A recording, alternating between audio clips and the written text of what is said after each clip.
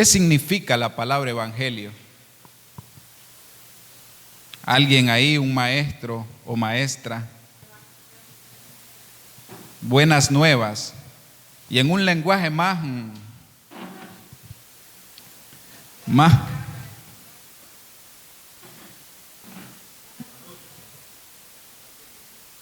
dar a conocer a Jesús, hablar de Dios, dicen bien o en mal.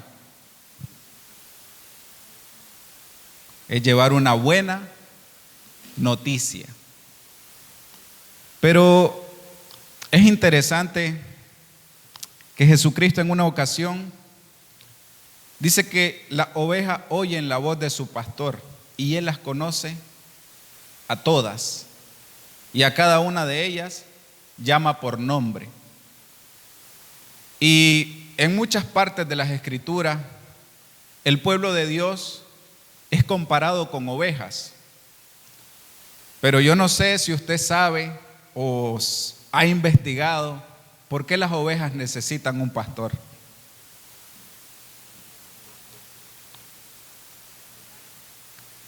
¿Ha visto usted a alguien pastoreando gallinas? El pollito nace, revienta el huevo, inmediatamente mira que la madre va a buscar granos, va a buscar migas y él la sigue. No necesita que una persona la guíe a hacer esa acción. ¿Es así o no es así? El ternero recién nacido, con sus patas temblorosas, lo primero que busca es amamantarse de la madre hasta que sus pies son fortalecidos y después él comienza a rumiar igual que la vaca. No necesita que una persona vaya y le diga: este es el zacate correcto que tenés que comer. Si comes de esta hierba te envenenás. Pero ¿qué creen de las ovejas? ¿Sabe por qué la oveja necesita un pastor? Porque la oveja, a diferencia de los demás animales, si alguien la deja en el campo, esa oveja va a comer hasta reventarse. No conoce límites para comer y va a comer lo primero que le salga. Tampoco es capaz de medir el peligro. No sabe si hay un acantilado y por eso muchas veces se precipita al acantilado.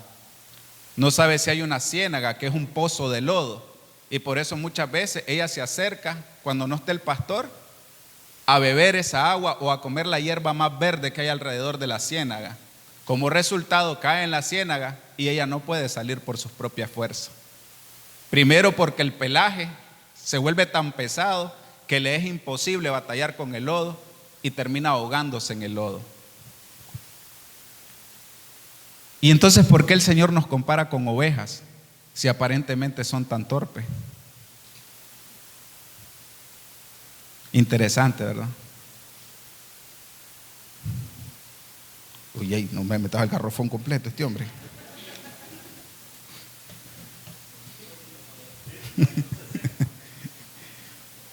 Entonces, ¿por qué el Señor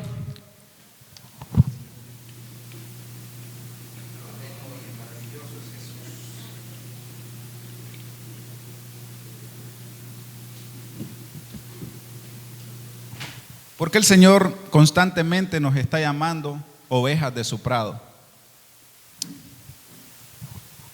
Si la oveja es un animal que realmente es incapaz de pensar por sí mismo.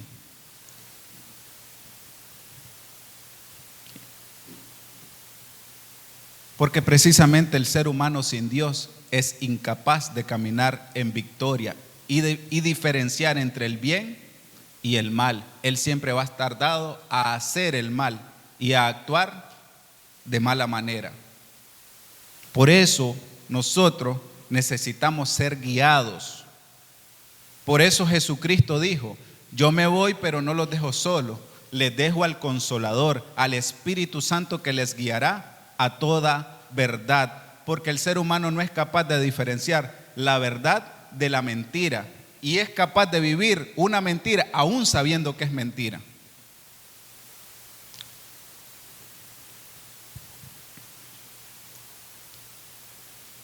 Hay un escritor que decía Es más fácil es más fácil engañar a una persona que convencerla de que ha sido engañada. Era más fácil convencer a los indoctos de que el reino de los cielos se había acercado que convencer a los fariseos y a los maestros de la ley de Dios que habían engañado por tantos años al pueblo por su propio beneficio, convencerlos de que Jesucristo era el Rey de Reyes y Señor de Señores y que era el Mesías que tanto habían esperado. Pero ellos conocían la ley. Usted y yo conocemos las Escrituras. Tenemos la oportunidad de leerla, de instruirnos en su palabra, para hacer diferencia entre lo bueno y lo malo, para discernir entre lo santo y lo profano, para hacer diferencia entre lo limpio y lo no limpio. Tenemos ese poder en nuestras manos. Pero muchas veces optamos por no hacer caso de ese poder. No porque no puedo privarme de complacerme en aquello que me gusta, de hacer aquello que me gusta. No porque hoy no puedo ir a la iglesia porque hoy hay un partido que es de suma importancia. Oye, el partido por tu alma no es importante. No porque tengo que ir a probar una yunta de bueyes que compré en plena cena. Interesante. No porque compré una finca y debo de ir a verla a la hora de la cena. Parecen cosas buenas. Comprar una finca es algo bueno, ¿sí o no? Yo quiero una. Comprar una yunta de bueyes. ¿Cuánto vale una yunta de bueyes? Es carísima. Parece bueno. Pero jamás ese bien va a sustituir lo mejor. Y lo mejor es Cristo. No voy a leer porque estoy cansado. El pastor porque no tiene nada que hacer. Y esos pensamientos resuenan en altavoz en el cielo. No es el pastor el que te lo está pidiendo. Es Cristo el que te dijo: escudriñad las Escrituras, porque a vosotros os parece que en ellas tenéis la vida eterna, y ellas son las que dan testimonio de mí. Hoy no voy a ir a la iglesia. Mira, y para rematar, llovió. Es de Dios que no vaya. No dejando de congregarse como algunos tienen por costumbre, más viendo que aquel día se acerca. Y podríamos recorrer las Escrituras completas de Dios exhortándonos a hacer lo mejor en lugar de lo que a nosotros nos parece bien, de lo que a nosotros nos parece bueno. Muchas veces nosotros nos preguntamos ¿por qué el Señor permite tal o cual circunstancia mala, por así decirlo? ¿Por qué el Señor permite una mala temporada? ¿O por qué estoy atravesando este proceso? Ayer el pastor me quería cambiar el papelito porque a él le tocaba de proceso. Y a mí me decía: eres un diamante en las manos de Dios. Pero ni modo, a él le tocó el proceso. Muchas veces nosotros nos preguntamos ¿por qué? ¿Por qué Dios permite el mal en la tierra? ¿No han escuchado eso? Que ese es un argumento que sale en toditas las discusiones de los ateos, de las personas estas que no creen en Dios. Eso es lo primero que sacan. Si Dios existiera, no habría mal en la tierra. Si Dios existiera, no habría niños con hambre, pero ellos no son capaces de sacarse algo y alimentar a un niño con hambre. Somos lo suficientemente morales para criticar a Dios por algo que esté en nuestras manos hacer. Es la iglesia la que tiene que ir por las almas que están necesitadas. Por eso Dios nos envistió con ese poder y con esa autoridad. Y ahorita cantábamos: día y noche sube incienso delante de ti. ¿Y qué es el incienso? El incienso son las oraciones de los santos. Pero ¿qué está subiendo delante de Dios de parte de nosotros? ¿Por qué no estamos viendo lo que se supone que deberíamos de ver? ¿Por qué la iglesia en general no está viendo milagros, prodigios, señales, maravillas? Que sí podemos y tenemos que ver para poder ser testigos de Cristo. ¿O acaso no fue él mismo el que dijo, pero recibiréis poder y me serán testigos en toda la tierra? ¿Qué tipo de testigos estamos siendo? ¿Qué es un testigo? Es una persona que ha visto, que puede decir, yo lo vi con mis ojos, yo lo escuché con mis oídos, yo lo toqué con mis manos. Es cierto lo que él dice, es verdad. Eso es ser un testigo. Pero no se preocupe, o más bien sí, ocúpese en su salvación con temor y temblor. Quiero que vaya conmigo a Segunda de Reyes capítulo 17.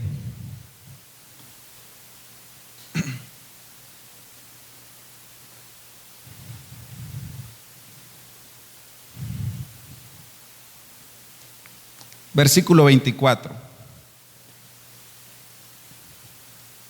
Segunda de Reyes 17, versículo 24.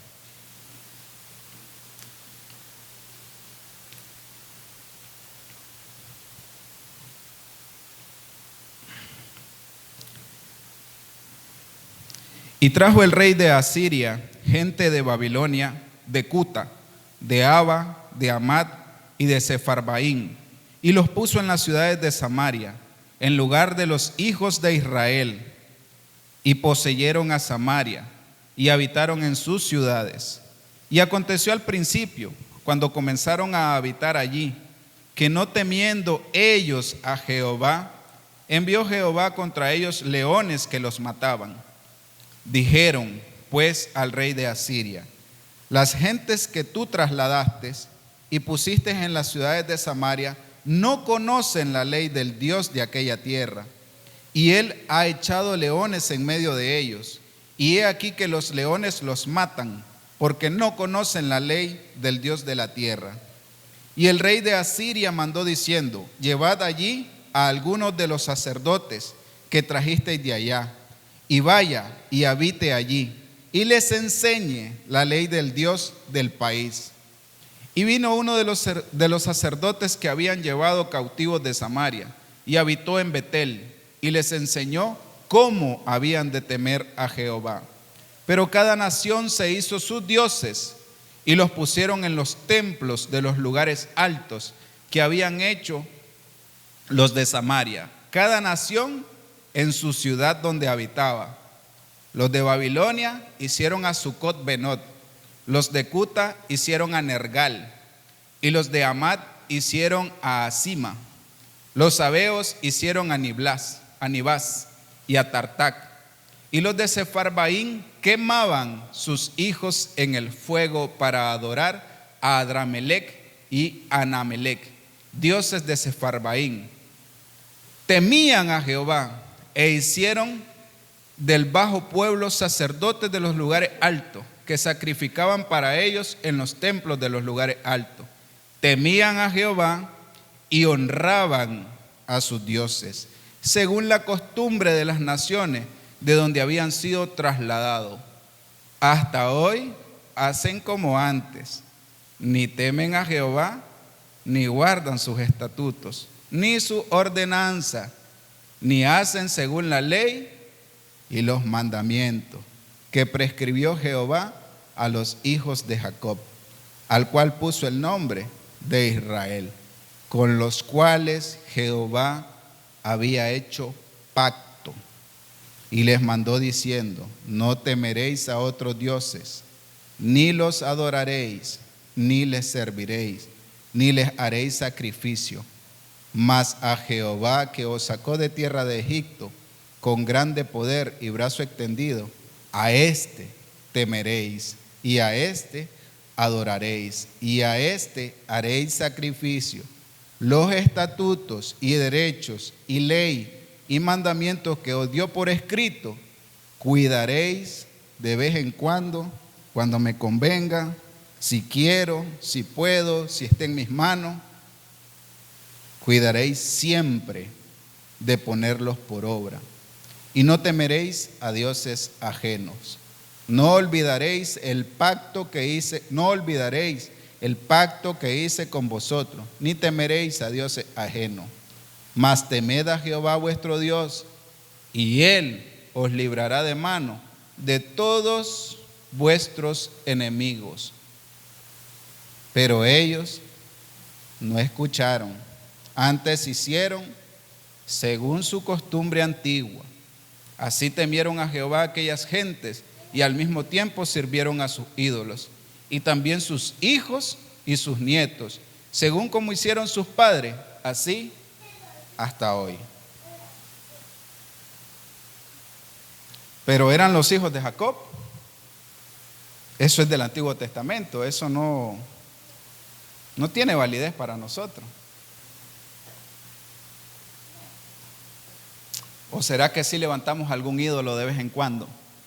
Mi trabajo, mi negocio, mi familia, mi salud, mi dinero, mi carro, mi camioneta. La iglesia del pastor, tu iglesia, mira vos qué haces con ella. Tu proyecto, mira vos qué haces con ella. Pero mi dinero es mío. Mi tiempo.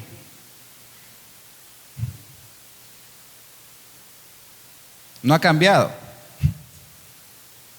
Seguimos erigiendo ídolos y decimos que tememos a Jehová, pero honramos otros dioses. Quizás no tenemos la estatua en la casa, pero la tenemos erigida en el corazón, y eso es peor. Porque con nuestros labios decimos amar a Dios, pero con nuestros hechos lo negamos. Amamos las almas, pero cuando hay que ir por ellos, uy, no.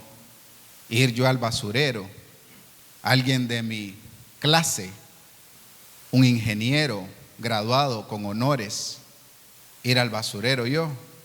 No, uy, que vaya otro. Ese no es mi llamado. Ídolos en el corazón del hombre. Y esa es la causa por la cual la iglesia no ve el poder de Dios manifestado en su vida ni a través de su vida. Y es por eso que la iglesia no está impactando al mundo, sino que el mundo está impactando a la iglesia.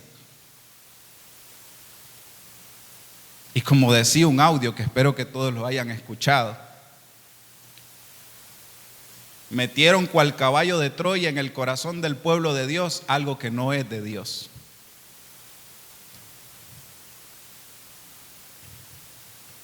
Sí, yo me congrego, pero a la hora de ir a salvar a los cautivos, ¿cómo voy a ir yo a una cárcel, ni quiera Dios? ¿Cómo voy a ir yo a abrazar a un bebedor consuetudinario? Es que no sentís el tufo que echa. Decimos conocer a Dios, pero con nuestros hechos lo negamos. Uy, no, y vos trabajas con la fulana de tal, ¿cómo la soportás? Y van a la misma iglesia. Y aquí, hermana, le bendigo. Bendiciones. Sierva del Dios Altísimo. Ash, ahí viene esa, me cae mal. Ush, ahí viene ese, me cae mal. Decimos conocer a Dios, pero con nuestro hecho lo negamos. Mire, la iglesia del Cordero, la iglesia que Él viene a buscar es una iglesia con poder, es una iglesia con autoridad, pero sobre todo es una iglesia que ama. Es una iglesia que demuestra que honra y teme a Jehová a través del amor hacia el prójimo. Y de ese prójimo era que queríamos hablar, no de otro, por si acaso. Hay un hermano que tiene una necesidad. ¿Qué puedo hacer yo para ayudar a ese hermano? Hay un proyecto que requiere de mis fuerzas. ¿Qué puedo hacer yo para apoyar y estar en ese proyecto? Porque también es mi proyecto. Porque amo y temo a Jehová, por lo tanto lo voy a honrar con mi fuerza, con mis ideas, con mi tiempo y con los recursos que Él mismo me ha provisto para su gloria. Uy, no, solo tengo los 100 pesos para pagar el recibo del agua y de la luz. Pues solo eso vas a tener y vas a tener que vivir de migajas. Y Dios no tiene hijos migajeros. Dios tiene hijos que son reyes y sacerdotes para su gloria. Esos son los hijos que tiene Dios. Por eso nosotros no podemos conformarnos con vivir de misericordia en misericordia. Dios tiene hijos que son conquistadores. ¿Sabe? Moisés le enseñó al pueblo a vivir 40 años de misericordia. ¿Cuántos reyes venció el pueblo de Israel mientras estaba Moisés al frente? A ver, los lectores de las Escrituras que obedecen y se sujetan y saben que en ella hay vida eterna. ¿A cuántos reyes derrotó Moisés?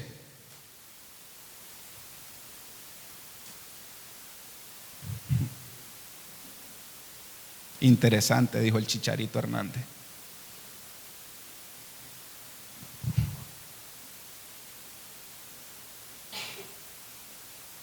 Ven, decimos conocer a Dios, pero con nuestros hechos lo negamos. Tememos a Jehová, pero no lo honramos. ¿A cuántos reyes derrotó Josué? ¿Y quién es Josué? Más así. Y ahí me asustaría. Escúcheme, Josué fue un conquistador y fue el que sucedió a Moisés. Y él venció más del doble de reyes de los que había vencido Moisés. Él fue el encargado de repartir la herencia a los hijos de Israel. Él fue un conquistador. Él no se dejó llevar por la ira, por la cólera. Él no golpeó la piedra porque no le salieron las cosas como él quería. No, él escuchó el consejo de Jehová y se apegó al consejo de Jehová. A tal punto que en un momento le dijo: decidan ustedes a quién van a servir, si a los dioses que sirvieron sus padres, pero yo y mi casa serviremos a Jehová. Él no dijo: es que el pueblo quiere que yo sirva a otros dioses. Él no fue como Aarón: es que ellos me entregaron los zarcillos, las pulseras, las cadenas de oro, las tiré al fuego y salió ese becerro, yo no sé cómo, pero ahí salió ese toro de oro. La misericordia es, por decirlo así, la mano extendida de Dios para nosotros cuando no entendemos. Pero Dios no quiere que nosotros vivamos de misericordia. Él ya hizo la mayor misericordia dándonos la salvación cuando no la merecíamos. Él quiere hijos que conquisten. Él quiere hijos que verdaderamente manifiesten su poder, su gloria. Él quiere una iglesia ataviada con salvación de almas. Él quiere una iglesia limpia, que se guarde en santidad y en justicia. Pero son cosas que a nosotros no nos gustan cuando nos hablan de justicia.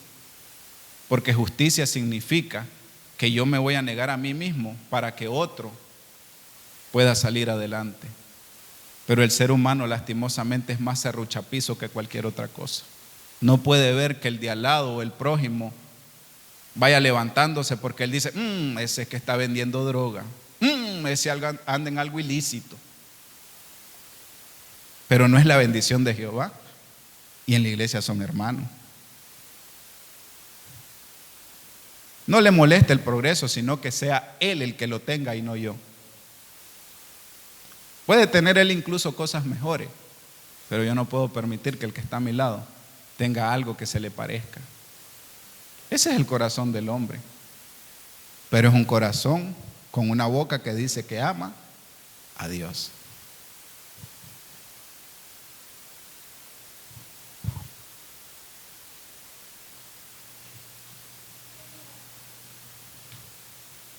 ¿Temen a Jehová?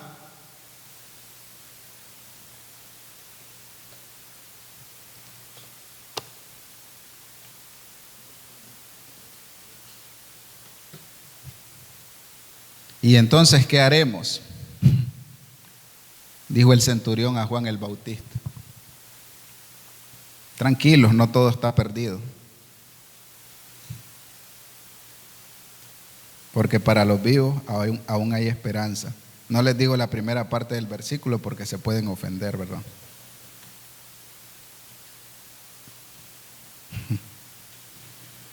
No es cierto, hermanos, la palabra no ofende, sino que confronta y es como una lija para hacernos mejores. Y la primera parte del versículo dice, más vale perro vivo que león muerto. Porque para los vivos aún hay esperanza. Y si usted está vivo, es que aún hay esperanza. No todo está perdido. Y a partir de hoy usted puede no solo temer a Jehová, sino también honrarlo.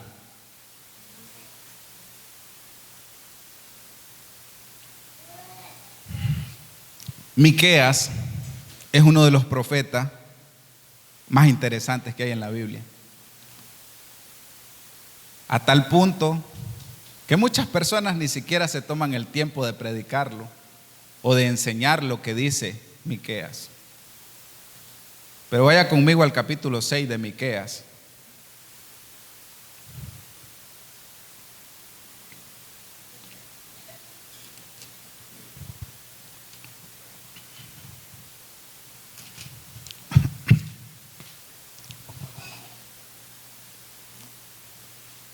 Y este es uno de los capítulos posiblemente más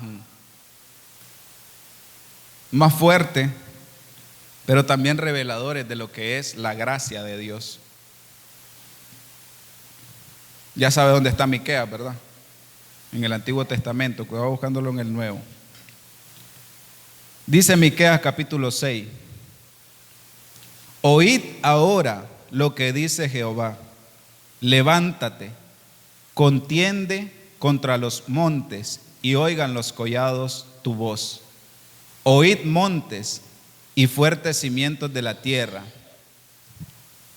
el pleito de Jehová, porque Jehová tiene pleito con su pueblo y altercará con Israel. Pueblo mío, ¿qué te he hecho? ¿O en qué te he molestado? Responde contra mí. Porque yo te hice subir de la tierra de Egipto y de la casa de servidumbre, te redimí. Y envié delante de ti a Moisés, a Aarón y a María. Pueblo mío, acuérdate ahora, ¿qué aconsejó Balac, rey de Moab? ¿Y qué le respondió Balaán, hijo de Beor, desde Sitín hasta Gilgal, para que conozcas la justicia de Jehová? ¿Con qué me presentaré ante Jehová y adoraré al Dios Altísimo? ¿Me presentaré ante Él con holocaustos, con becerros de un año? ¿Se agradará Jehová de millares de carneros o de 10,000 arroyos de aceite? ¿Daré mi primogénito como por mi rebelión, el fruto de mis entrañas por el pecado de mi alma? Oh hombre, Él te ha declarado lo que es bueno. ¿Y qué pide Jehová de ti? Solamente hacer justicia y amar misericordia y humillarte ante tu Dios. La voz de Jehová clama a la ciudad, es sabio temer a tu nombre. Prestad atención al castigo y a quien lo establece. Mire, no es que Dios se complazca en juzgar al pueblo. No es que Dios tome complacencia y decir voy a castigarlos porque me desobedecieron. Hay gente que cree que es que Dios lo está esperando con un azote para darle hasta por debajo de la lengua y dejarlo medio muerto ahí. No, Dios no te está esperando para eso. Dios te está esperando para instruirte, para redarguirte, para enseñarte en justicia, para perfeccionarte a fin de que seas sabio y entendido en su palabra y en sus tiempos, a fin de que sea un instrumento para su gloria. Pero Él tiene un pleito con nosotros y ese pleito es por el orgullo y la altivez que hay en el corazón del hombre. Por eso es que Dios pide que nosotros nos humillemos delante de Él. Eso es lo que Él pide, que amemos la misericordia y que amemos la justicia. No importa cuántas veces te haya presentado al altar, si aún hay orgullo y altivez en tu corazón, lo que hayas traído al altar no sirve para nada. Y ahí está la respuesta de por qué a veces no vemos la gloria de Jehová en nuestras vidas. Hay un proyecto, sos el primero en levantar la mano, pero no sos el primero para ir a dar palabras de ánimo y de aliento a quien tiene necesidad de una de ellas, sino que sos el primero en criticarlo. Ese es que anda en pecado, ese hermano, por eso le va como le va. Pero no sos capaz de ir a instruirlo y decirle: mira, hermano, póngase a cuenta con Dios, sirva de todo corazón. Si va a hacer algo para Dios, hágalo con excelencia y hágalo con humildad de corazón, no para ser visto de los hombres, sino para ser visto y tenido en cuenta por Dios. Yo soy despojado en la obra, desde ahí se mira la altivez del corazón. Yo soy despojado para la obra del Señor, por eso yo soy el primero que da, yo soy el primero que estoy. Y yo no me acuerdo de un publicano que decía: yo diezmo, yo ayuno, yo ofrendo. Y miraba con desprecio a aquel pobre hombre que decía: ten piedad de mí, que soy hombre pecador.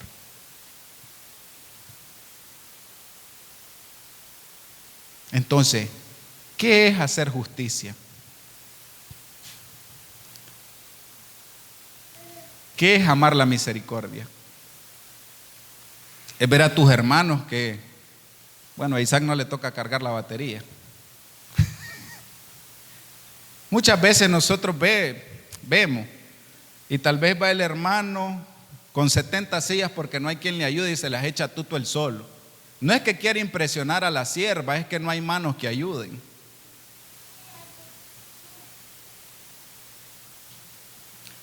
Muchas veces decimos: no, eso no me toca a mí.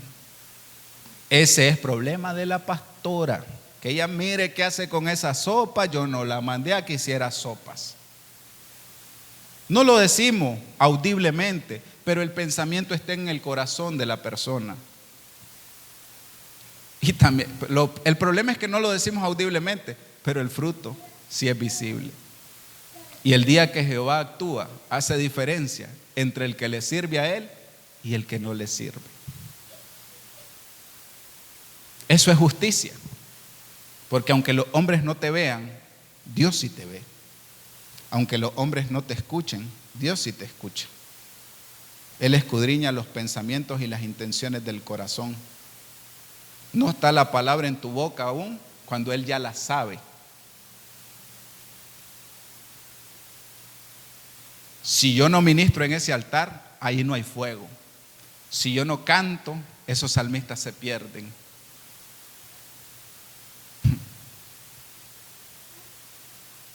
Si yo no toco la batería, eso está muerto.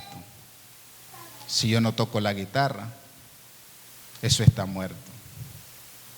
Sin mi voz angelical, no hay nadie que guíe la alabanza. Si yo no intercedo, esa iglesia no tiene poder. Si yo no enseño, esa iglesia es un ignorante. Cuando el hombre se pone en lugar de Dios, se ha olvidado de dónde Dios lo ha sacado. Y por eso Miqueas dice: yo fui el que te saqué de casa de servidumbre, yo fui el que te saqué de Egipto. ¿Qué te hice yo de mal para que te olvidaras de mí y de mi ley? ¿Qué te hice yo de malo para que te olvidaras de mis mandamientos? Pero si usted quiere ir más profundo, vaya y lea Jeremías capítulo 2. Uno de los capítulos posiblemente más tristes de la voz de Dios. Aún me acuerdo de ti cuando andabas en pos de mí en medio del desierto, recién desposada, recién casado, el primer amor. E Israel iba por en medio del desierto, pero iba alabando, iba dando gloria, iba dando alabanza, porque Dios lo había sacado de Egipto, lo había sacado de la casa de servidumbre.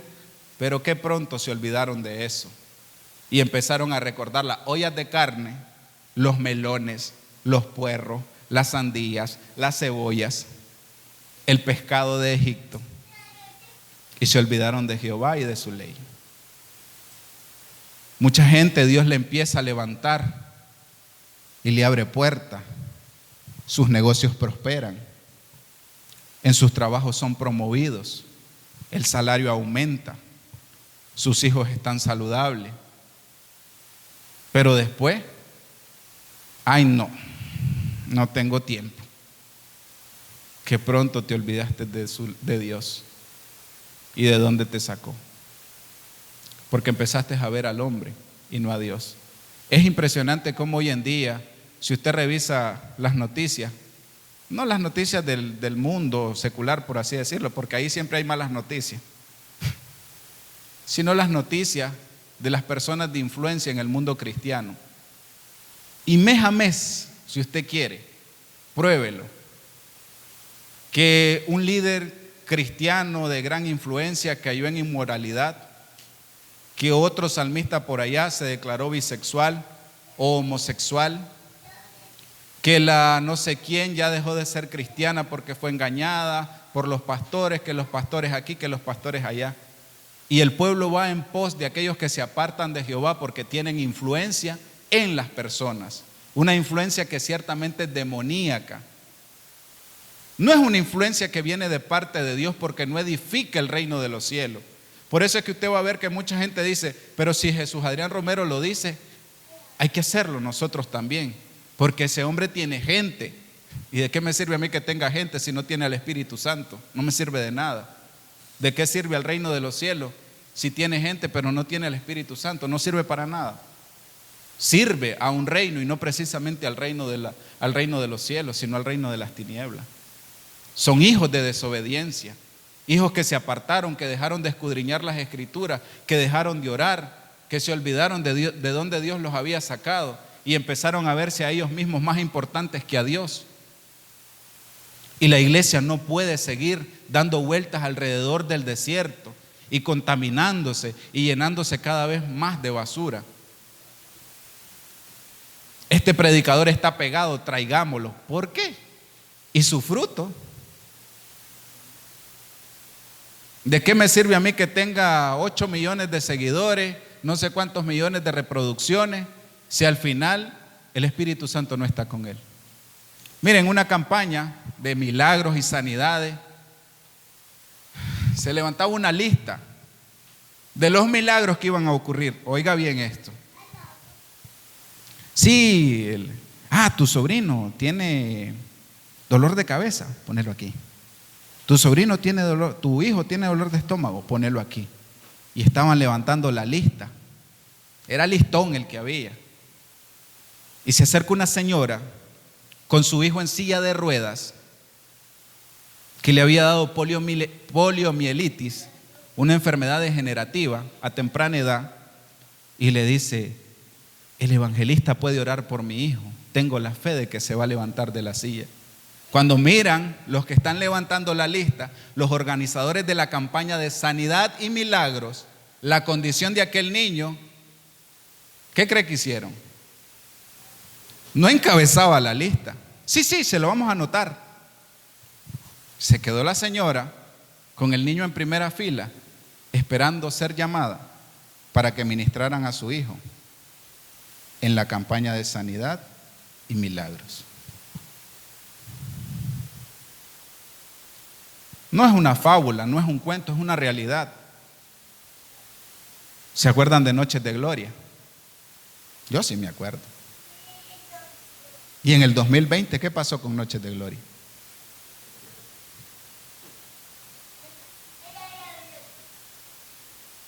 Lo sobrenatural ahora y lo natural los mandó a correr.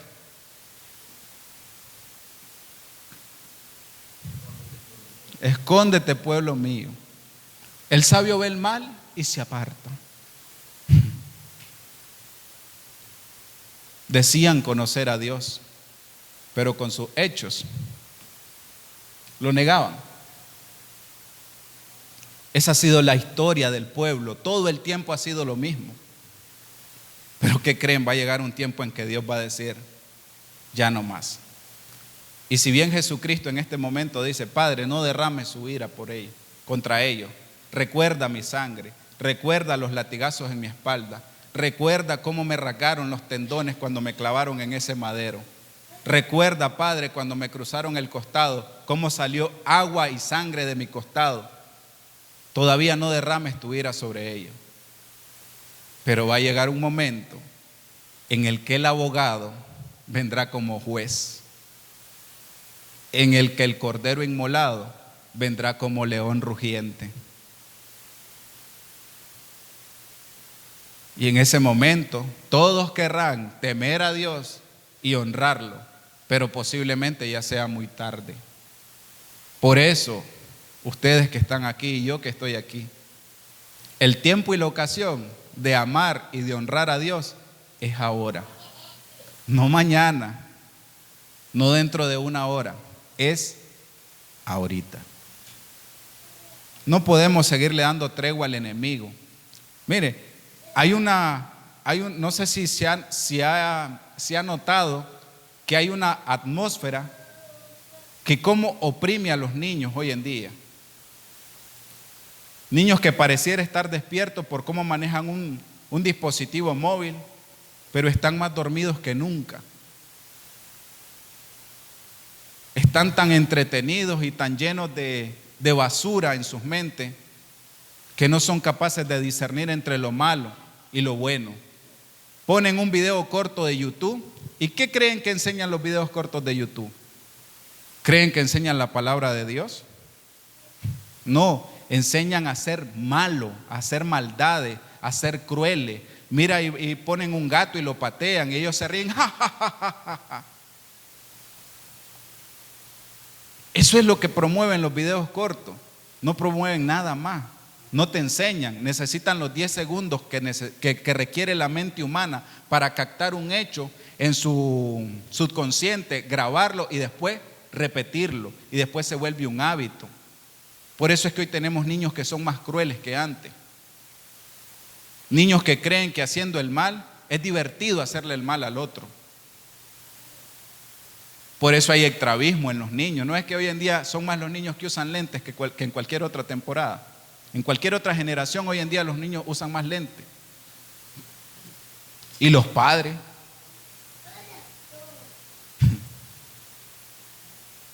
No nos equivoquemos.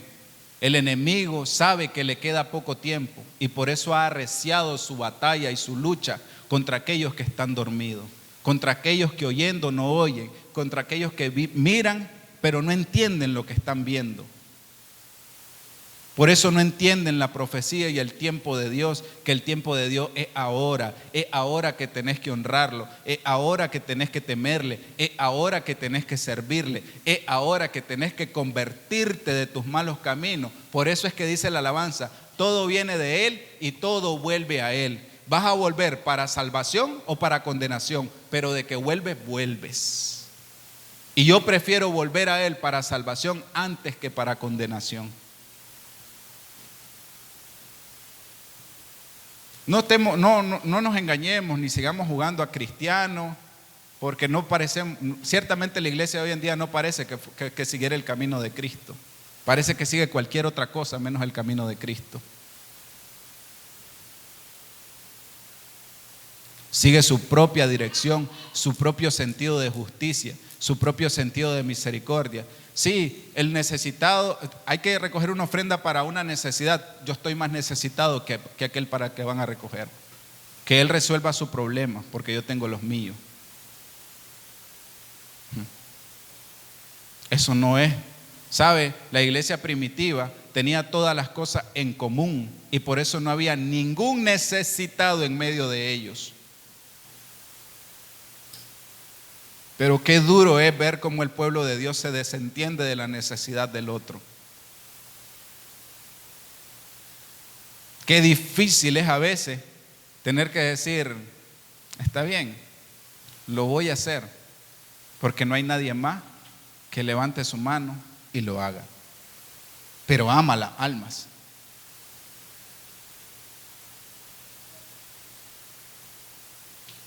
Ciertamente Dios va a restaurar y a redimir a su pueblo, pero en este momento usted tiene que decidir de qué lado va a estar la balanza cuando sea su tiempo de ser redimido. Él extendió la salvación para todos, Él dio la invitación a la fiesta para todos. Pero ¿qué creen? No todos van a entrar. ¿Y será por culpa de Dios que no todos van a entrar? No. Muchos incluso van a estar en la lista de invitados.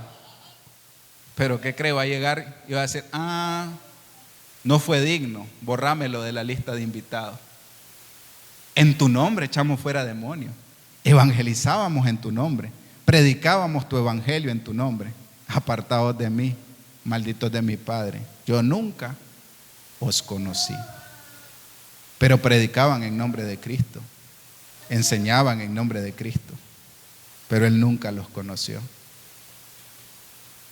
Porque con su boca decían conocer a Dios, pero sus hechos negaban a Cristo. ¿Sabe qué ese era el mal de los fariseos y de los saduceos en el tiempo de Cristo? Mire, los fariseos y los saduceos conocían la ley de Dios al derecho y al revés, se la podían recitar de memoria, pero no eran ni misericordiosos, mucho menos justos, mucho menos iban a ser humildes. No tenían ninguna de esas tres características que se requieren para que el pueblo de Dios entre a través de sus puertas. Por eso Jesucristo les dice a sus discípulos y al pueblo, a la multitud, hagan lo que ellos dicen, pero no hagan lo que ellos hacen. Jesucristo les está diciendo, la enseñanza que ellos les están dando es correcta, es la palabra de mi Padre, pero el actuar de ellos no es el correcto, no es el actuar que mi Padre les ordenó hacer. Entonces, hagan lo que ellos dicen, pero no actúen como ellos, porque ellos ni entran ni dejan entrar a los que quieren entrar. Ellos ponen cargas demasiado pesadas sobre el pueblo que ni sus padres fueron capaces de llevar. ¿Sabe qué hacían los bandidos? ¿Por qué creen que Jesucristo purifica el templo? Y por eso es que yo cuando escucho mucha gente que dice, pero en tu iglesia hacen venta, en tu iglesia hacen rifa. Sí, hijito, pero son dos cosas totalmente distintas. ¿Sabe qué hacían los saduceos y los fariseos? La moneda, ¿a quién tenía la moneda? ¿Recuerdan cuando Jesucristo le dijo? Tenían la imagen de César. Y Jesucristo le dice, dad al César lo que es del César y a Dios lo que es de Dios. Los saduceos tenían una moneda que era la moneda del templo. Esa moneda no tenía la cara de César. Entonces le decían al pueblo, si vos querés ofrendar y depositar tu ofrenda en el templo, te voy a vender esta moneda del templo que equivale a 10 o 20 monedas de César. Desangraban al pueblo. Era un cambio de al 10 por 1. Me das 10 monedas y te devuelvo una. Y todavía esa una que te voy a dar no te va a quedar a vos, sino que tenés que dejármela aquí en el templo para revenderla. Y la Iglesia Católica copió muy bien el modelo con sus indulgencias. Por eso es que los negocios que habían en el templo no tenían nada que ver con el reino de los cielos. En cambio, los proyectos que se hacen aquí son para el reino de los cielos, porque son para ir a evangelizar, son para ir a ganar alma, son para ir a darle de comer al necesitado, son para ir a los hospitales, a las casas maternas, porque no hay manos levantadas que digan, yo voy a dar, yo voy a sembrar, yo voy a ir y voy a proveer 40 almuerzos para que los vayan a dar al parque. Entonces, como no hay eso, ¿qué es lo que se necesita hacer? Ventas.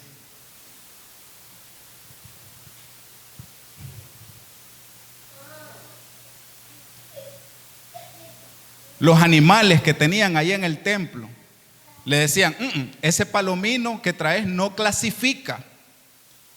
Yo te voy a vender este. Déjame ese aquí y te vendo este. Para ofrecer el sacrificio y el holocausto en el templo. Ese era el negocio de los saduceos y de los fariseos. Pero la gente dice, esas iglesias que hacen venta, esas iglesias que hacen... Porque no conocen, no saben, no se instruyen. Y no hablo de gente mundana, hablo de gente que está dentro de las iglesias. Son los primeros en criticar, pero los primeros también en bajar las manos y decir, no participen, no cuenten conmigo, dice. Honrar a Dios significa que todo lo que tengo, todo lo que soy y todo lo que Él me ha provisto es para su gloria, no para la mía. Mis títulos no son míos, son de Él para su gloria. Los recursos que me ha provisto no son míos, son de Él, son para su gloria. El trabajo que te ha provisto no es para ti, es para su gloria. Y por eso Él espera que en ese trabajo donde tú estás, donde Él te permitió estar, donde Él te abrió las puertas, donde Él te ha provisto gracia para estar en ese trabajo, espera que lo honres. Y que digan, ahí hay un cristiano de verdad. Ahora conozco que la palabra de Dios es verdad en tu boca y que tú eres siervo de Dios.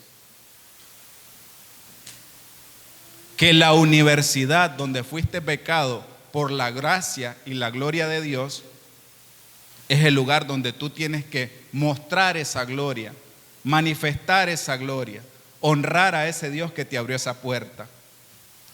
Y que todos tus compañeros sepan, oye, ahí hay una cristiana de verdad. Ahí hay un cristiano de verdad. Que no digan, ¿y ese es cristiano? Para ser cristiano como ese, mejor no soy nada. Hay de aquel que sirva de piedra de tropiezo para uno de estos mis pequeños. Mejor le fuera que se le atara una piedra de molino y ser lanzado al fondo del mar. Ese es el pleito que nosotros tenemos en este momento y debemos de decidir si vamos a triunfar con Cristo o si mejor te vas a apartar. Pero no estorbes a la obra del reino de los cielos. No estorbes a los pequeños para que sigan tropezando por tu mala actitud. No estorbes para que ellos entren. Déjalos entrar. Si tú no quieres entrar, deja que ellos entren. Si tú no quieres ir, deja que otros vayan y no critiques a los que van, como tampoco critiques la cosecha de aquellos que se dispusieron a ir, porque cometes doble pecado. Encima que no fuiste, ahora agarras piedras y tiras en contra del techo de aquel que sí estuvo dispuesto a ir. ¿Se acuerdan cuando David iba huyendo y aquel hombre de la casa de Saúl le decía, maldito, sanguinario, mataste a Saúl y a sus hijos? Y vino uno de los generales y le dice, deja que yo atraviese a este perro. Así de cristianos eran, ¿qué creen?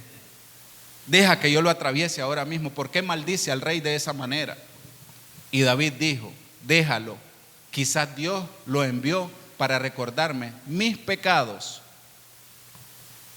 Pero después, cuando el rey es restaurado en el trono, el hombre llega humillado, perdóneme rey, no era mi intención, discúlpeme. Fue más sabio que muchos cristianos hoy en día, reconoció su error. Muchos cristianos hoy en día, por su altivez y su orgullo, son incapaces de llegar a la casa y decir, me equivoqué, perdóneme, fue mi error, fue mi culpa, yo fui el que decidí, yo fui el que escogí actuar de esta manera. Prefieren decir, el pastor es el primero que encabeza la lista. El pastor, la pastora, los líderes, los porteros, los diáconos, los salmistas, las danzoras. Todo el mundo es culpable, menos él.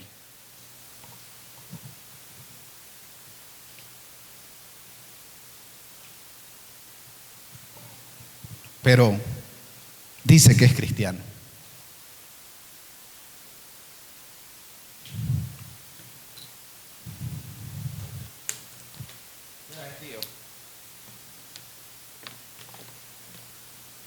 Siete y media.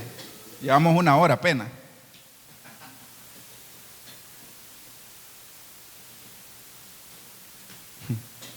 No, tranquilo, ya nos vamos a ir acostumbrando a estar aquí. Mire, la palabra de Dios tiene un propósito y ese propósito es crear en nosotros el querer como el hacer la voluntad del Padre. Ese es el propósito de la palabra. El propósito es que nosotros seamos exitosos, victoriosos, que nosotros seamos hijos de honra y de obediencia para Él. Ese es el propósito de la palabra. El propósito de la palabra no es llenarnos de miedo y decir, pues voy al infierno. No, no es ese. Es apercibirte de que si continúas por tu mal camino, tarde o temprano vas a terminar en condenación y en fracaso. Y Dios quiere evitarte ese fracaso. ¿Hay algún padre aquí que quiera que su hijo se estrelle? ¿Que quiere que su hijo fracase? ¿Que quiere que a su hijo le vaya mal? Si hay alguno, que levante la mano y lo agarramos a pedrada ahorita. No hay ningún padre que quiera eso para su hijo. Todo padre quiere lo mejor para su hijo. El problema es que el hijo cree que la disciplina que le está implantando el padre es un estorbo. Y nosotros no somos distintos de eso, porque también somos hijos. Y muchas veces la disciplina que el padre nos aplica nos parece demasiado pesada. Y comenzamos a cuestionar: ¿por qué Dios? ¿Por qué Dios? ¿Por qué estoy atravesando este proceso? ¿Por qué esta circunstancia? ¿Por qué esta situación? Hombre, Dios quiere pulirte. Dios quiere hacer de ti un hombre o una mujer de guerra, un hombre o una mujer fiel, leal. Miren, no hay peor lealtad que aquella que se sustenta en el miedo. La mejor lealtad es aquella que se sustenta en el amor, que dice: hombre, la estoy pasando fea, pero ciertamente Dios no me ha dejado de su mano. Por eso voy a seguirle sirviendo. Y no importa la condición en la que esté, en la que llegue a su casa, no importa cómo me miren, no importa cómo me traten, yo no voy por ellos, yo voy por Él. Ah, que se rieron. Hombre, tal vez estaban contando un chiste porque no estaban atentos a la enseñanza. No les pongan mente a la barra. Usted enfóquese en el grande, en el gran yo soy, en el Dios todopoderoso, en aquel que lo sustenta con la diestra de su justicia, en aquel que adereza mesa delante de usted en presencia de sus angustiadores, en aquel que está con usted como poderoso gigante, en aquel que ciertamente le habla palabras de vida y no de muerte, aquel que envía a su ángel para que acampe alrededor suyo y lo defienda. En ese ponga su mirada, en ese ponga sus ojos, en ese ponga su gratitud. Esa es la novia que Dios espera, una novia agradecida, una novia que no quite los ojos del amado, una novia que se agarre de Él de tal manera que lo meta a su lecho y permanezca enamorado de Él. No un amante. Dios no busca un amante. Dios busca a alguien que sea capaz de permanecer en las buenas y en las malas. Alguien que sea capaz de permanecer cuando le aplauden y también cuando lo patean.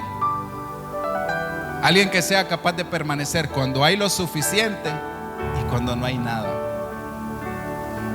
Esa es la novia que Jesucristo viene a buscar.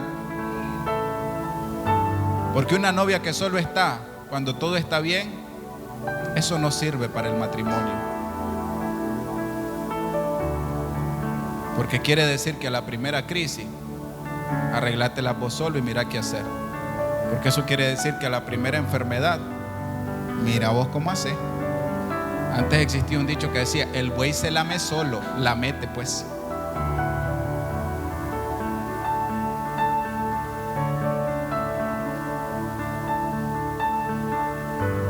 Escúchenme, hermano, a nosotros nos es dado el saber los misterios del reino de los cielos. Y ese es un privilegio que debemos de cuidar con temor y temblor. Por eso debemos ser amantes de la lectura de las Escrituras. Por eso debemos amar el congregarnos. Por eso debemos amar el permanecer en la casa de Dios, a tiempo y fuera de tiempo, predicando con nuestro ejemplo, con nuestro actuar, siendo hijos de honra para Dios. Que pueda decir Dios: ¡ja! ¿No has visto a mi hijo? ¿Quién quiere un proceso como Job ahorita? ¿No has considerado a mi siervo Job, varón perfecto, apartado del mal, justo?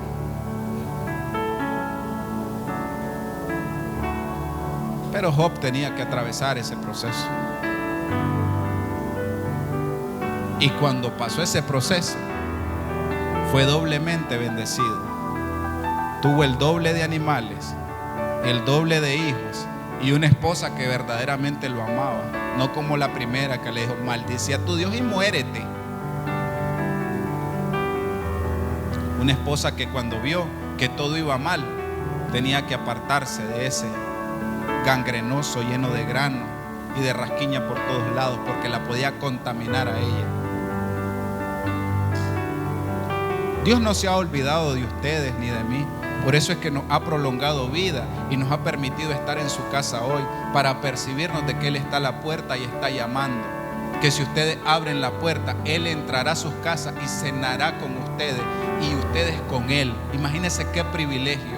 No solamente le va a servir la mesa, sino que va a tener la oportunidad de platicar con Él, de conversar con Él y decirle: buenas noches, Dios. Gracias. Gracias por tu palabra, gracias por tu provisión, gracias porque has estado conmigo. Gracias porque me has sustentado. Gracias porque has permanecido fiel a tus promesas y a tus palabras. Gracias. Ese es el incienso que Dios espera que suba de nosotros delante de Él. No una queja, sino una acción de gracia. Y los hijos son agradecidos. Póngase de pie y levante sus manos delante de Dios y escuche lo que el Espíritu Santo ha hablado en su corazón. Que la palabra sea para vida. Que toda esa grosura que había en su corazón sea desarraigada y sea puesta la gracia y el favor de Dios en sus corazones. Me acuesto en su cama y un beso le doy, apagando las luces hago una oración. Cuando Él crezca, Él vea en mí un Padre que vive